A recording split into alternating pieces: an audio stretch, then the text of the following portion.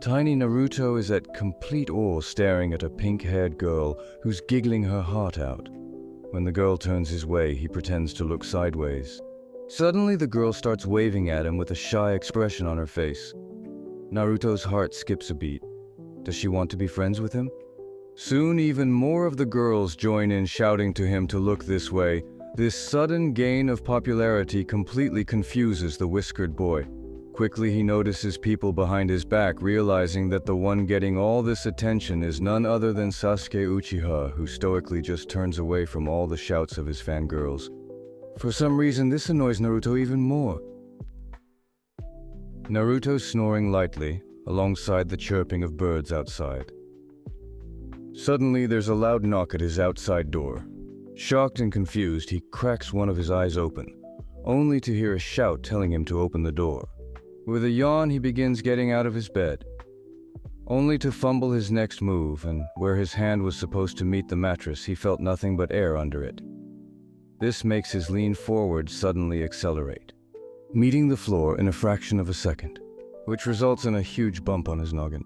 After sucking in all the freshly shed tears back, Naruto finally opens the door to a not-so-very amused Sakura, who starts scolding him for sleeping at the odd hours of the day, only for Naruto to fail to excuse this as preference.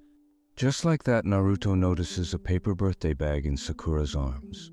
Curious, he asks if he had missed any of his friends' birthdays.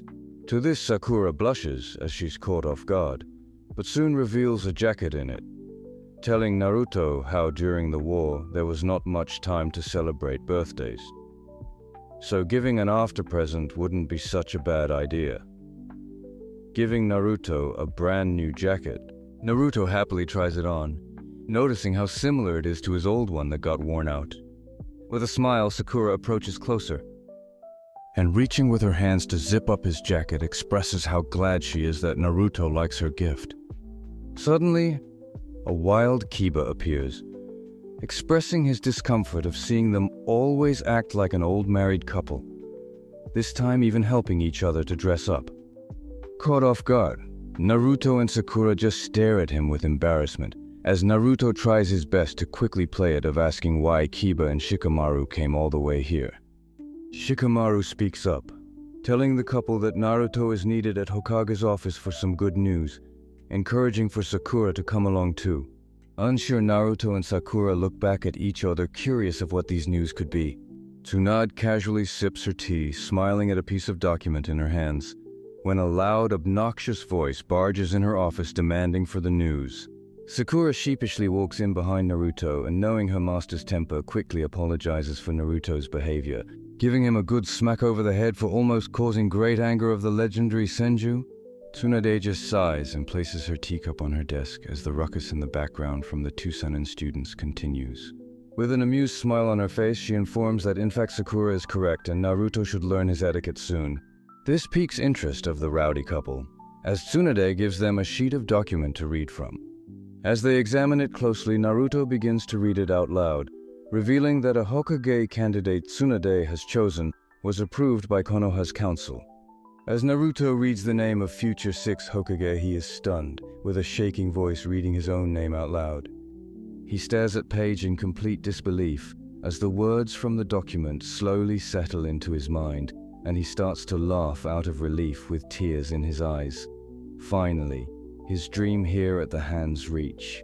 Seeing this, Tsunade announces it won't be too long until she retires, so he should prepare well to take this position from her, slamming a bunch of urgent documents on the table for Naruto to take care of, reminding him not to rely too much on Shikamaru's help for paperwork and documents. After a few hours, Naruto and Sakura walk out of Konoha headquarters with Naruto mumbling how late it's gotten. Sakura tells him this is his childhood dream come true, since ever since she can remember he talked about being a future Hokage. Naruto smiles to himself and agrees, saying that this time he will break the cycle of hatred and the old Nindo that treats shinobi as nothing but tools. Naruto lifts his face up, staring down the stone-carved images of the previous Hokages as Sakura carefully watches him from behind with a small smile on her face. Suddenly, Naruto turns to face Sakura and with a cheery tune asks her to go on a date with him. Sakura agrees and they pleasantly walk down the street. still making sure to remind him that he's the one paying for the food. When they arrive at Ichiraku's, they find the doors closed. Naruto bangs on the door with his fists for the elderly ramen shop owner to open up. From the constant shaking, a small note that was pinned to the door suddenly falls off. Sakura reaches her hand out and picks it up. Reading it out loud, she notifies Naruto that Chuchi will be gone for a whole month. This news surprises Naruto.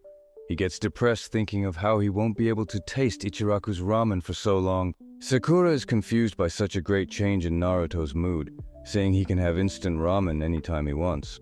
Naruto argues that Ichiraku's ramen is just not the same as store-bought, adding that he promised his mom to eat more healthy, leaving Sakura confused as to how this could be considered as a healthy food option. Saying that once he becomes Hokage, he can hire a personal chef to cook him food. Naruto ponders on the idea of someone cooking for him at home, then chuckles to himself lightly, catching Sakura's attention. Getting flustered, she accuses him of being malicious. After denying it, Naruto quickly changes topic to ask about Sakura's new hairstyle, to which Sakura responds of wanting to grow her hair out for a while, suspicious if the reason for his question is because it looks bad on her. Naruto explains that it covers her forehead. After Sakura demands to continue that thought, he mentions it looks big, which makes Sakura annoyed, remembering her old insecurities when she was a child. But Naruto still continues saying that it looks charming, making him want to kiss it. This catches Sakura completely off guard, wondering where she heard this phrase before she finally realizes it was none other than the words of Sasuke-kun when they almost kissed before their first meeting as a Team 7. However, that wasn't actually Sasuke, it was Naruto. As Sakura exclaims this out loud, Naruto only confirms her suspicion with a short, matter-of-fact answer, making Sakura to smile to herself, bittersweetly with realization Sasuke never showed her an affection like that. Over all these years, it was just him always showing interest beyond teammate bonds. It was always just Naruto. Hearing his name called out by Pinkette, Naruto turns his head inquisitive to see a grinning face of Sakura saying how glad she's with him, asking if he wants to finish what they started all those years ago. Getting flustered, Naruto asks if she's talking about a kiss as Sakura leans in closer, closing the gap between them in the empty street of Konoha. These two are quite amusing. I thought so too. It's like watching a drama of two loudmouths. Wait up, Sakura-chan!